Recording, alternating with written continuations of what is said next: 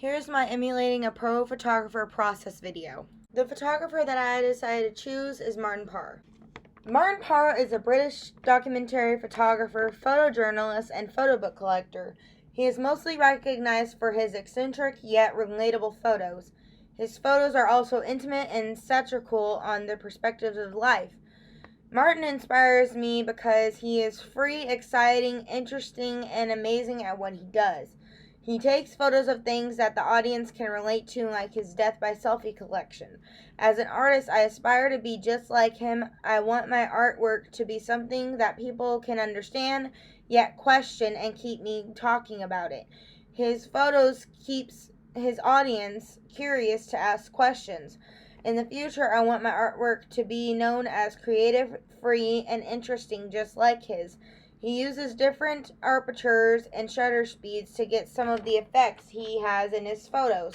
He has me excited to learn more about photography and to get started with my career. The reason I chose to recreate Sans Titras Mexico by Martin Parr is because I wanted to recreate something that was fun and curious.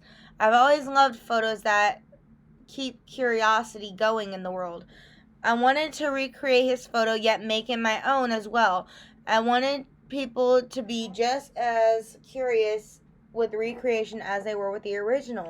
Here's my pre-production sketch. It's not the best, but it gets the idea across of what I was thinking. Here's the pre-production for the props that I used. My props were similar but not exact to the original, but they got the job done. For the lighting of this photo, I just wanted to use some natural lighting just like Martin Parr did. Here's the shot diary that I created for the pre-production of this photo.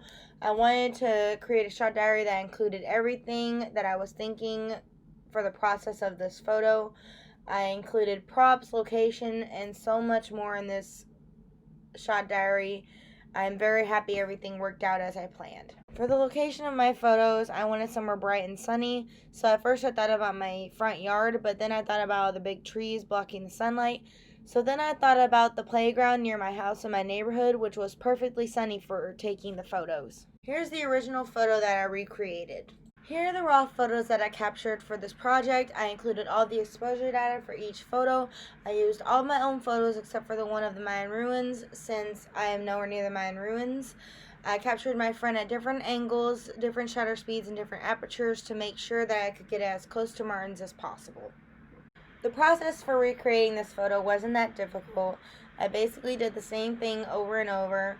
I adjusted the brightness, the contrast, the tone, the hue and saturation, the exposure.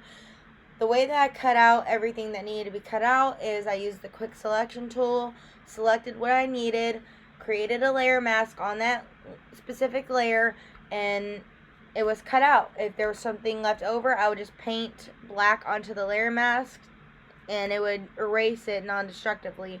And that's basically what I did over and over to recreate this photo. Here's a side-by-side comparison of the original to my recreation. I learned so much in this course. I learned so many things about Photoshop. I learned how to pre-product and conceptually think. I learned about shot diaries. I learned about exposure data. I learned about different settings on the camera. I learned about what apertures can do. I learned about what shutter speeds can do. I've always been very interested in photography, so it made me very happy to learn so much more about it. I am so grateful to this class, and I'm looking forward to getting to use these skills and techniques further in the future in my career as a graphic designer.